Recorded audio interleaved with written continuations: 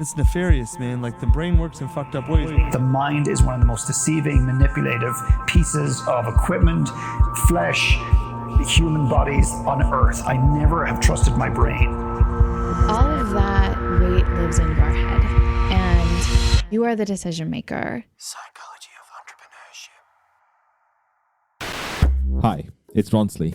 If this is your first volume, welcome. This is a weekly series where I go inside the mind of an entrepreneur, artist, athlete, academic to decipher what is the psychology of our decisions. I'm Australian, and I'd like to start by acknowledging the traditional custodians throughout Australia and recognize their continuing connection to land, waters, and community. I pay my respects to them and their cultures and to elders past, present, and emerging of the land I am standing on today.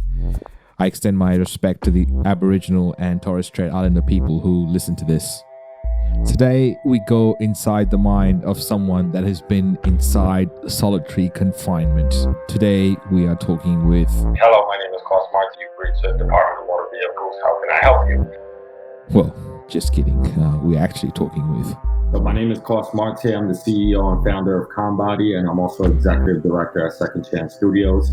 What I do at ComBody is I hire people coming out of the prison system to teach fitness classes.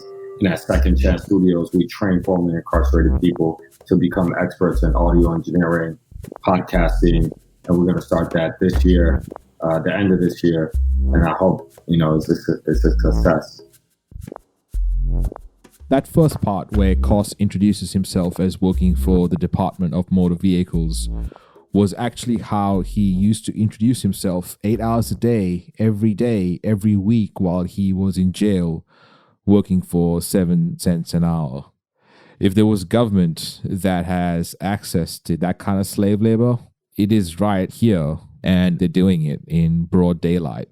Because when it says made in America, well... When it says made in America, it's made in a prison.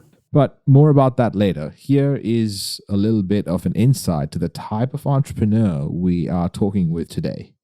And like most entrepreneurs, he got into it because of the money. Today, I'm hungry. I'm hungry more for the hustle and for the change and for the cause. I don't think money is going to bring me happiness. I think that's the last thing that brings you happiness. Because when I started selling drugs and made a lot of money at 19, I was making over $2 million a year. I changed the way we sold drugs in my neighborhood and a lot of parts of New York, and then other people started copying me. It was a pretty significant case that the federal agents saw as a surprise when I was 23, and they caught me and they're like, how the hell did you do this, when they saw that everybody that was working with me was over 40 and 50. And they were like, you're running a crazy ring, and you got these older guys like respecting you and driving for you and doing things for you. But I think people respected me because I was just hungry, and this hustle didn't stop. I was up for 3 days, 24-hour days, and then, I was just hungry. Like if somebody needed a bag, 100 blocks away, I'll be there in 5 minutes, and I'll be there to deliver it on time professionally, and you got to feel safe about it. So that was my whole thing, and then I went into prison. Did you know that 1 in 5 people incarcerated in US prisons have been sentenced due to drug offenses? Around 450,000 people are in prison for non-violent drug crimes on any given day. So Coss Marte has lived a life a lot of us have the luxury of commenting on from the couch while we watch Netflix.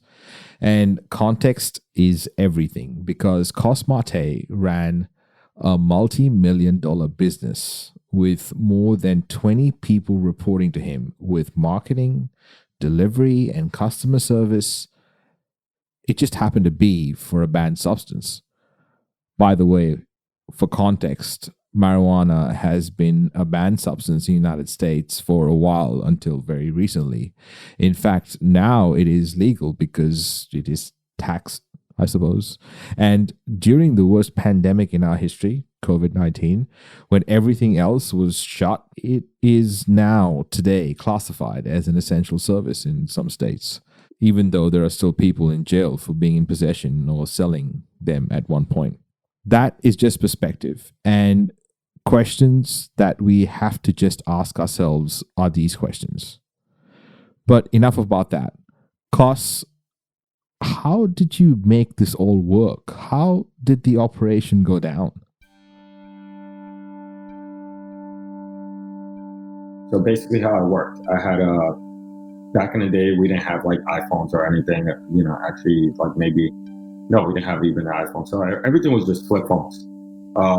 And one of my dispatchers, so I had a dispatcher, I had about 10 to 12 drivers each shift. They were working 12-hour shifts.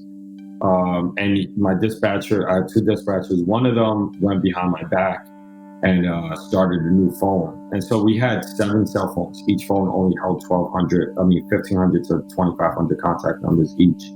And he went behind my back to try to steal a couple of my customers, and he started a new business card. So we were selling coke and weed with a business card that we was giving out to young professionals, and we were doing this for years, and we didn't get caught. We were doing like very, very low key, very lucrative, and he decided to start trying to steal my customers. I found out that one of my customers got one of his cards and got a different product, and he was like, this is not a good product. They gave me something different. This is usually what you have, is good. And it was like an old client that had my phone number, because none of my clients had my number, but this guy had my personal number. So he calls me and tells me this. And he's like, by the way, somebody gave me a new card? And I'm like, what do you mean? What's the number on it? And so he gave me the number, and I called that number, and I heard my dispatcher pick up. And I'm like, what the fuck are you doing? Excuse my language. And he was like, I just heard his oh, and like blank, and hung up the call. So I quickly went to, we had a connection in like T-Mobile store. We were, and like Boost Mobile, we was using like a lot of prepaid phones. So I go over there, I switch all the numbers. I actually got a connection to get that number that I called, and took that phone number away from him. And so I got that number, and this guy, like, we went to the stash house. He like ran away with drugs and money and all this other stuff. So we took a loss and disappeared. And so I'm operating with this new phone number that he started giving out clients cards. So I'm thinking like, maybe my clients have that phone number. He's trying to steal my customers. And so we kept working with that phone, not knowing that phone was being tapped by Fed. So he gave his card out to a federal agent. And now I'm sending my workers to these federal agents, and they're buying drugs one at a time. And they have this whole long paper trail. They had about 45 sales in the last year. And then when they caught me, they caught me coming out of the stash house. And so they had a warrant for my house. And then I like walked out, and they just basically bombarded me. And they brought me back in the house, and it was like, where's the drugs? And I was like, I don't know what you're talking about. I don't sell drugs. I don't, who the hell are you? Blah, blah, blah. I was just playing like, no. And they were like, don't worry. We know everything. And they went exactly where the drug stash was. And there was only 3 people that knew. And I narrowed down who the hell told them. And it was one of my drivers. And he basically told him everything, and that was it. And then I was sentenced to 7 years in prison.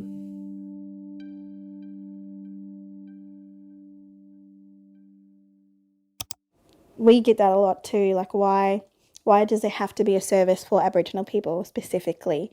And it's the facts. The facts are that Aboriginal people are, overrepresented in the justice system. Hi, Michelle. It's Elva here from the Aboriginal Legal Service. How are you going? Good. How are you?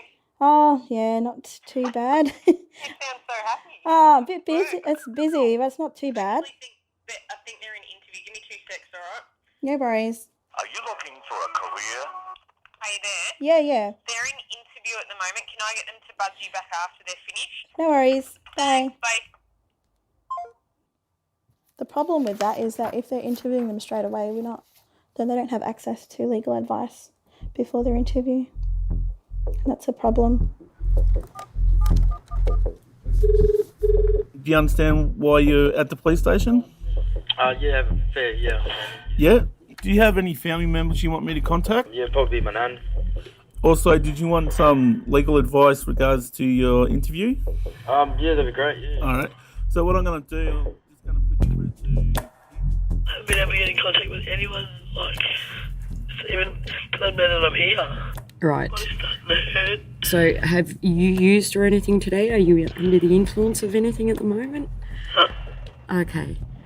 So you're having withdrawals or anything else? Yeah, last time I used was 2 days ago. Okay, so it's been a few days. Oh, okay, so he's sobered up? Yeah. Okay. Did he want to speak with us at all, do you know? He's not fit for interview at the moment because apparently he's too drunk, so he's been lost. No worries. We'll call back in about 4 hours to see how he's going. Okay. That was part of a report done by Vice. If you take a step back and look at the big picture, it is hard to ignore the connection of all the dots. In Australia, this is a problem and a big problem. And the problem with the system, especially here in Australia, is that once you're part of it, you are blacklisted for life. I wonder why it isn't called whitelisted. But I've heard this a lot. Once someone does something, the chances of them doing it again is high. Well, in full transparency, I know that I have been caught for drink driving. I went to court, and because I didn't have a single other traffic violation, I was given a work license and a hefty fine. I will never drink and drive again. In fact, the last time I even drank any alcohol was over a year ago. If we call our prisons correctional facilities, then why treat people going through correction the same way once they get out? If they are still a threat to society, doesn't that mean that you aren't doing your job? I've never been of the opinion that the government will solve anything. I believe that the entrepreneurs are the ones that are going to solve the biggest problems in the world. And Coss is killing it at the moment with multiple businesses. And he's doing it all for a reason. Yeah, I mean, we want to raise voices. We want to give opportunities. So secondchancestudios.org. And so if anybody wants to become a mentor, they could sign up there. You could donate to our cause. We want to train people that have been coming out of this system to be more technical and start their own podcast, start, learning more technical skills like audio engineering, video production stuff. So the problem that we have in America is that most people and different parts, I've been in the UK and seen like their prison system. Most people that come out of the prison system have no technical skills, and no one's really showing them anything of that nature. What we aspire and they tell us to do is like, oh, we'll give you a food certificate so you could go get a dishwashing job, and maybe you could become a server, or you could go into construction and we'll give you a certification, how to build scaffolding. Not everybody wants to swing a hammer for the rest of their lives. And I think not a lot of people could swing a hammer for the rest of their lives. Like, it's very difficult and it takes a lot of strain on your body. And then on the other sense is that most people, in terms of like COVID hit, anybody that had those manual labor jobs, they were done. Anybody that could do anything virtually on a computer, we're still surviving. You know what I mean? So that's the opportunity that I want to give for people coming out of the prison system. We're going to take 12 fellows who are going to go to our program starting in January. We're going to educate them in audio engineering, podcasting, video production work, and we're going to train them in a technical way so they can live a sustainable life, whether it's through the internet or in person.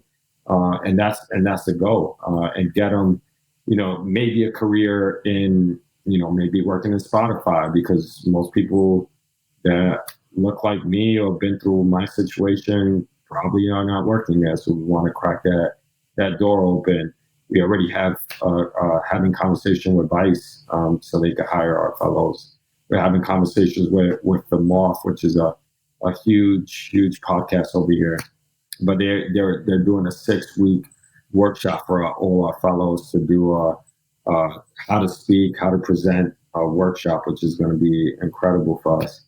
So yeah, I mean, I hope Ronsley, you could bring your team and they can educate us on the more technical aspects of the field, so we could get these guys and ladies that are coming out of the system a substantial job.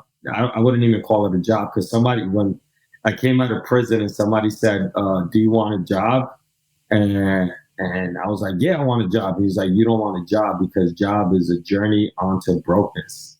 You want a career."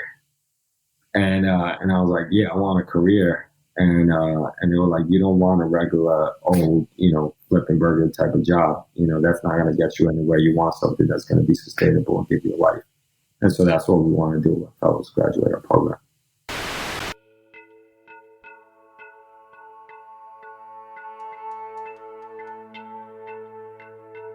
When we come back, the unfairness that is already just part of the system.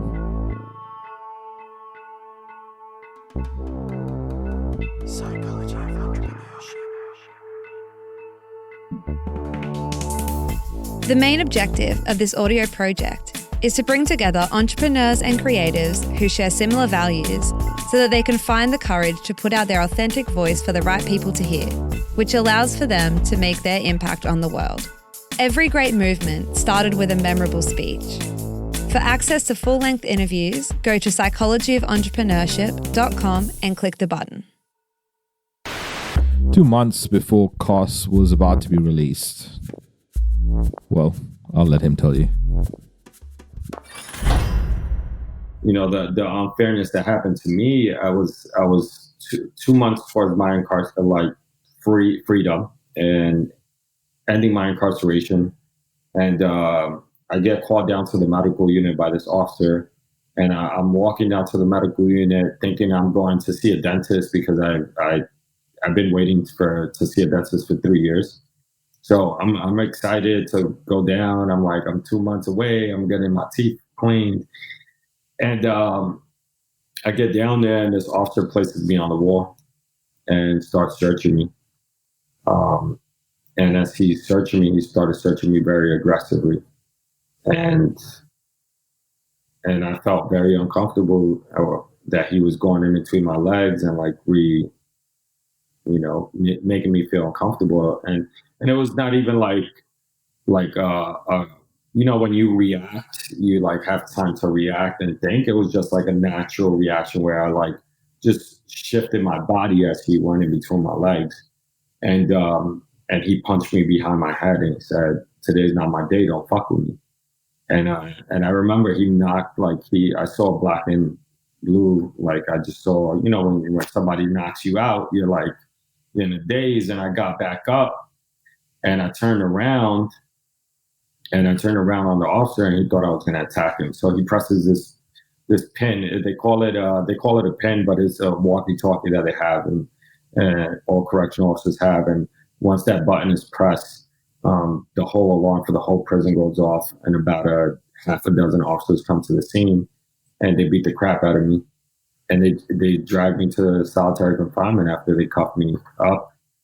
And in that moment, I just felt hopeless when I'm in that cell. Until I got this officer that came up to my door, and he passes me a pen and an envelope. And I quickly grabbed that, and I'm like, all right, this is what I really need to do. And I think that's where the entrepreneurial mindset comes into play. You still have that little hope, you're going to figure this shit out, So I grabbed that piece of paper. I start writing my family and letting them know, I'm in this situation. This officer's trying to set me up. I need a lawyer. Get me out of here. I'm going to, write to different parts of the state to fight this case, blah, blah, blah. Because now I'm facing 3 more years in prison behind this situation. And then I realized I had no stamp to send out this letter with. And so I started banging my head on the wall. I literally sit down on my mattress, and I'm just banging my head because I'm don't know what to do, and I'm just so stressed out. And I didn't even cry. I just had anger. It was just I was so frustrated, and it was over 100 degrees in that cell. There's no AC. There's no fan. You to breathe, to try to even get some type of. There's this cell door, and you have this crack, and you're just sticking your nose right there because there's where you get the best fresh air.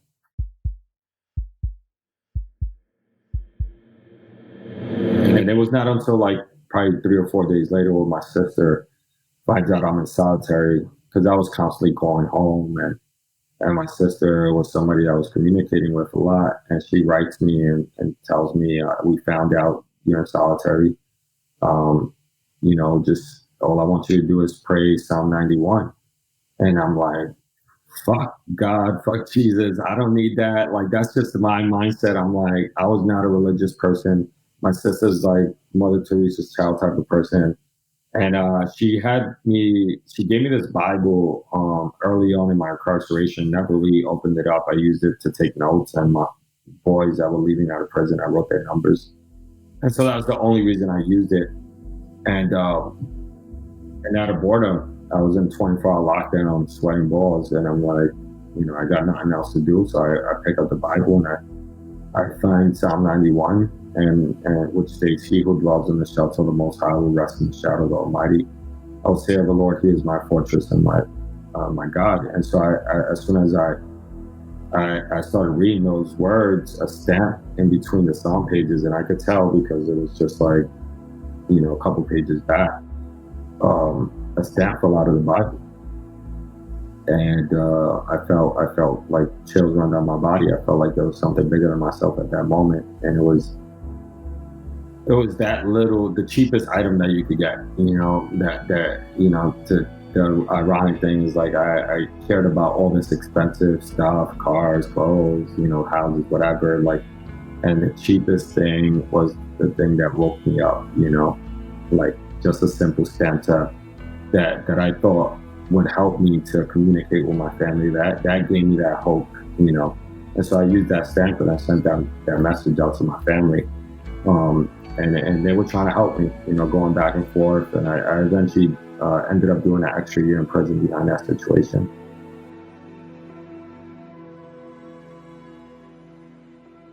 When you hear that, how does that make you feel? How does it make you feel to right now have so much freedom and power that you've taken it all for granted? Because privilege and entitlement is an interesting set of blinders. And starving is not the same as hungry. I'm homeless for the next few months is not the same as going on a road trip. Toilet rolls are not in the basic needs. Those are food, water, shelter, maybe clothing. Being forced to wear a mask is not the same as being gassed to death in one of the worst tragedies in human history. When you use your words, understand the privilege you have to do so. And if you haven't been homeless or starving or in Nazi Germany prison camps, you have no basis of comparisons to use that in your language.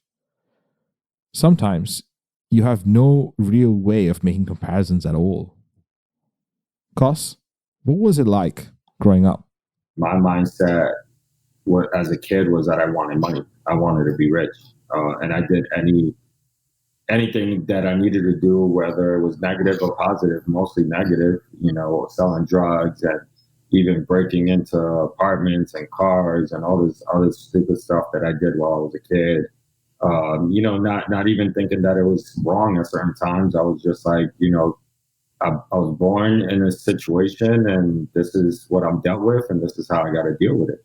So as a kid, I was sharing this with somebody else today. I was like cleaning cars. She was like, "What was one of your best memories as a kid?" I was like, going down a corner and opening up a fire hydrant hose, opening up a can of Goya beans, opening it up on both sides, using that as like a harness to like just hold that and spray the cars down. And then I came up with the brilliant idea of putting like $2 per car wash on a cardboard, and I'm like standing there in front of cars, making them sure, they stop, I'm not crashing an 8-year-old kid. So I could clean that car, and they would give me $2 to, just spray them down.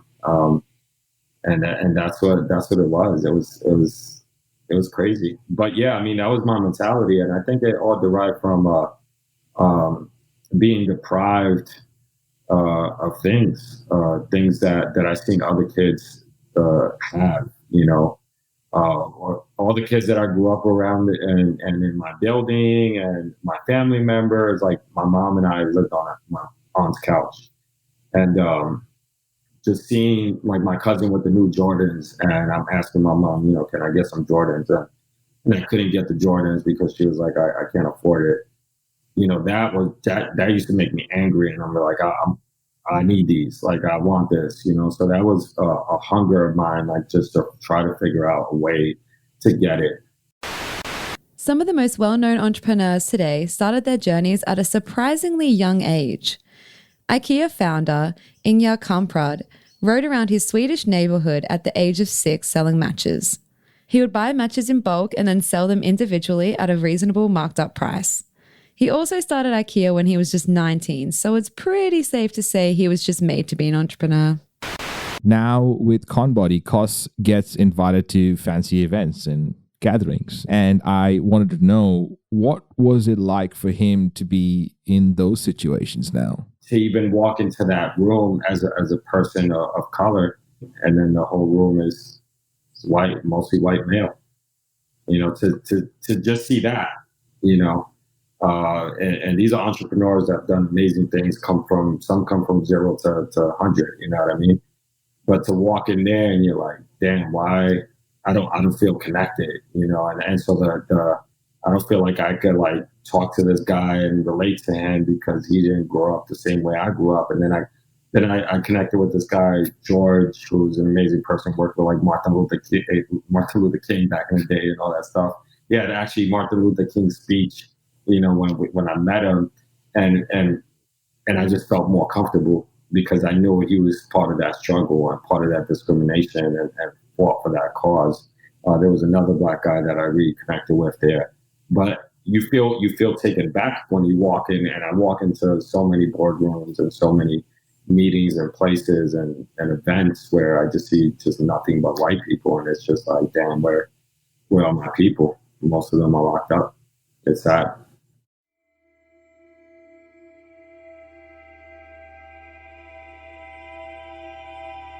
So the reason for this whole volume was for you to understand that there are layers and underlying causes to everything. Perspective is the difference of asking a question from ignorance as opposed to an educated one. In the Constitution of America, there is an amendment called the 13th Amendment. Watch 13 on Netflix for more on that, but here is the amendment. It has 2 sections. Section 1. Neither slavery nor involuntary servitude, except as a punishment for crime whereof the party shall have been duly convicted, shall exist within the United States or any place subject to their jurisdiction. Section 2. Congress shall have the power to enforce this article by appropriate legislation. That's a lot of jargon, but Coss explains this better. So there was a slave owner, all the slave owners were white, all the slaves were Black, before slavery was abolished. And so all the Black people picked all the cotton, worked on the fields. Now all the slaves are free. Who's picking up the cotton? The slave owner's not used to picking up their own cotton. They're not going to go out there and pay anybody to do it. So they created the 13th Amendment. The 13th Amendment states the only way you could become a slave is if you're incarcerated again. And so if you lock up people, that you have them work back in the fields. And so who are the people that they locked up? Black people, people of color. So they brought them back to the fields, and it became a systemic thing that's happening today. For example, when I was incarcerated, I was working for the Department of Motor Vehicles. So if you wanted a license to drive a car, if you needed any type of information, you're speaking to an inmate inside prison as a customer service agent. We can't say that we're inmates. And so we're getting paid 7 cents an hour. I was making $40 a month working 8-hour shifts. And I'm like, hello, my name is Coss Marte. You've reached the Department of Motor Vehicles. How can I help you? A job that's getting paid out in the streets for $20, $25 an hour, like I'm getting paid 7-8 cents an hour, which is basically slave wages. And you can't do anything with that. And so that's what's happening. That's the reality. Like even Victoria's Secret panties are being made in prisons, you know, like when it says made in America, is made in a prison. So these big corporations are paying the prisons a larger amount. So they might be paying like somebody $5 an hour for their labor, but the prison is pocketing that and profiting that. And we're only getting paid 7 cents an hour. And so it says, why not continue, you know, locking people up to have this cheap labor? So wait, Americans working for slave labor? The government can't be in on this, can they? And if they are, wouldn't you consider that to be a systemic problem that needs to be addressed? On top of that is the government feeds these prisons more money as they have more beds locked. They have more people locked up. So the more people you have, the more funding you get from the government. So basically, a prison holds, let's say, 2,000 inmates.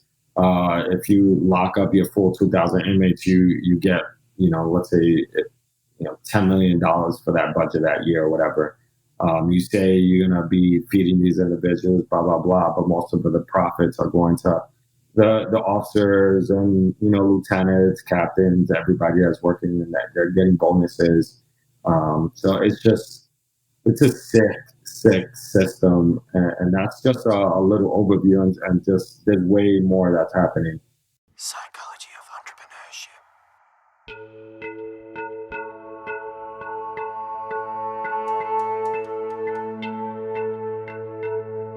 Coming up on the psychology of entrepreneurship.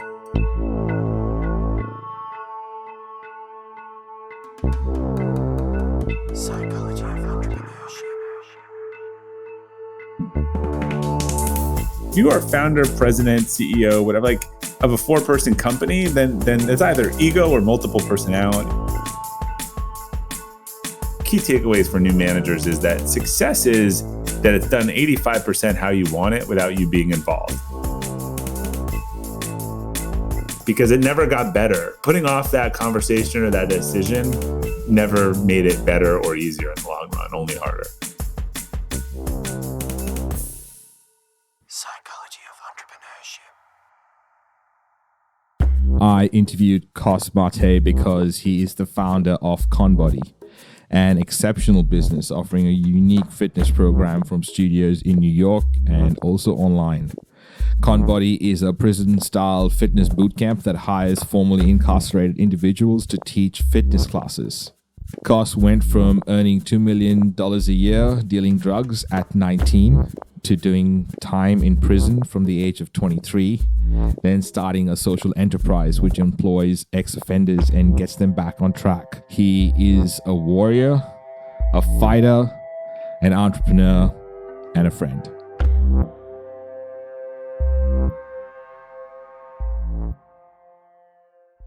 Psychology of entrepreneurship. This is a Must Amplify production. Special thanks to every guest expert that has appeared on the show. Editing, voiceovers, and sound design by Kaylee Bunnyman and Tiago Vega.